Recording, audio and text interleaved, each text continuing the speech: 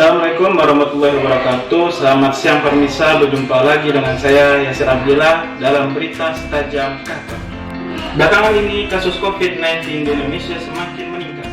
Itu membuktikan masyarakat yang ada di Indonesia tidak memahami COVID-19. Untuk pengetahuan bersama, mari kita saksikan video singkat yang sudah dibuat oleh Keporta Kelompok 31 Umrah tahun 2020. Selamat menyaksikan. Nah, apa kalian tahu apa itu virus corona atau biasa disebut dengan COVID-19? Jadi, COVID-19 itu adalah virus yang dapat mengganggu sistem pernapasan pada manusia, sehingga bisa menyebabkan gangguan pernapasan ringan atau infeksi paru-paru yang berat, bahkan bisa menyebabkan kematian. Secara umum, ada 3 gejala yang menyebabkan COVID-19. Yang pertama, yaitu demam. Yang kedua, batuk. Dan yang ketiga adalah sesak napas. Nah, ada juga beberapa gejala umum yang akan dirasakan oleh pasien. Yang pertama, bisa berupa diare atau suhu tubuh mencapai 38 derajat. Dan selanjutnya berupa sakit kepala dan sakit tenggorokan. Baiklah, jika ingin mendalami tentang penjelasan COVID-19 ini, marilah kita simak penjelasan tentang struktur COVID-19. Kita mengetahui apa itu COVID, maka selanjutnya kita akan membahas tentang struktur COVID itu sendiri. Sebelum menjadi COVID-19, WHO memberi nama 2019 nCoV untuk virus corona ini. Sedangkan Komisi Kesehatan Nasional Cina menyebutkan sebagai novel coronavirus pneumonia atau NCP.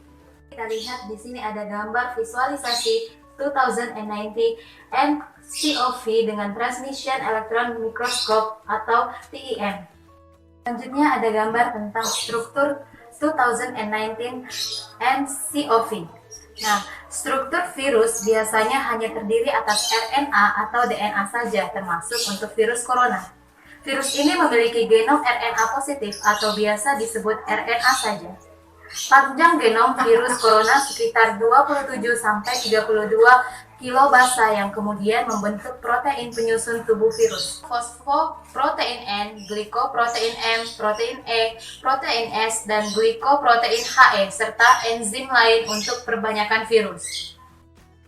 Untuk struktur materi genetik 2019 nCoV itu sendiri, kita bisa melihat rantai RNA ikat tunggal ya. Nah, di mana itu telah mengalami dari kode genetik. Nah, tadi kita sudah mengetahui bagaimana latar belakang dan struktur COVID-19. Sekarang ini kita akan mengetahui bagaimana solusi pencegahan penyebaran COVID-19. Yang pertama, cuci tangan menggunakan sabun dan air mengalir, seperti contoh berikut ini. Dan selanjutnya yaitu dengan memakai masker, seperti contoh berikut ini. Yang ketiga, dengan menjaga jarak atau physical distancing, seperti contoh berikut ini. Selain dengan cara pencegahan seperti contoh tadi, kita juga bisa dengan meningkatkan daya tahan tubuh, yaitu dengan mengkonsumsi makanan sehat seperti sayur-sayuran, buah-buahan, dan protein. Selain itu, juga dapat dilakukan dengan cara membersihkan rumah atau dapat melakukan penyemprotan disinfektan secara rutin. Ayo menerapkan protokol kesehatan Demi mencegah penyebaran COVID-19. Dengan itu, cegah penularan virus corona yang sebagaimana sudah dijelaskan sebelumnya, yaitu jaga jarak minimal 1 meter. Perlu diketahui, lebih dari 80% orang yang positif COVID-19 sebenarnya tidak menunjukkan gejala, dan mereka tidak tahu bahwa dirinya sedang sakit. Nah, banyak orang di seluruh dunia sangat takut dengan COVID-19, sehingga mereka kehilangan kepercayaan satu sama lainnya. Tapi seharusnya itu perang antar rakyat melawan virus corona ini, bukan antar mereka satu sama lain. Seperti orang-orang yang bersiul atau bernyanyi sambil lewat dekat kuburan dalam kegelapan. Ketakutan akan virus corona mendorong semua orang untuk memberi semangat kepada diri sendiri. Jarak kaki atau 1,8 meter adalah jarak rata-rata dari terbangnya droplet pernafasan atau batuk. Nah, jika ada orang yang bersin cukup keras atau tidak menutup mulut saat bersin atau batuk, Saya memperkirakan jarak yang aman adalah 10 kaki atau kurang lebih 3 meter. Nah, ini karena droplet dapat bergerak jauh. Dengan upaya tersebut, kita dapat memutus rantai penyebaran COVID-19. Itu kita akan terhubung langsung oleh reporter Ayu Diana di lapangan perumahan Kang Gendang. Terima kasih kepada rekan yang ada di studio. Nah, kembali lagi bersama saya Ayu Diana dalam liputan Si Tajam Carter. Oke pemirsa, seperti yang Anda lihat saya sudah berada di lokasi perumahan Akang Gendang. Seperti yang Anda lihat di belakang saya ini sangat sepi karena telah terjadi kasus COVID-19 pada dini hari. Oke lah pemirsa, sekarang kita akan langsung mewawancarain salah satu warga yang ada tinggal di komplek Akang Gendang ini. Maaf Ibu, saya mengganggu waktunya. Dengan siapa saya berbicara?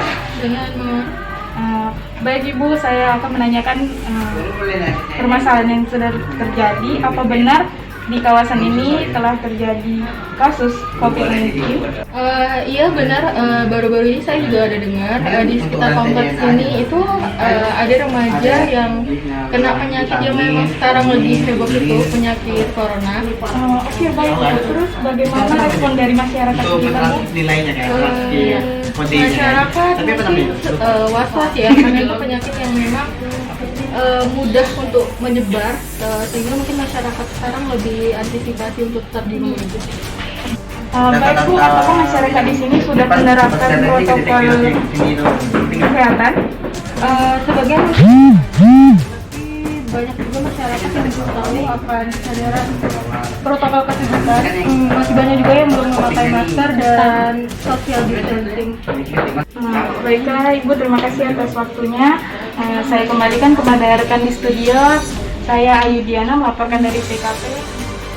Sekian berita terkini, saya Abdira pamit undur diri. Sampai jumpa. Salam tajam kata.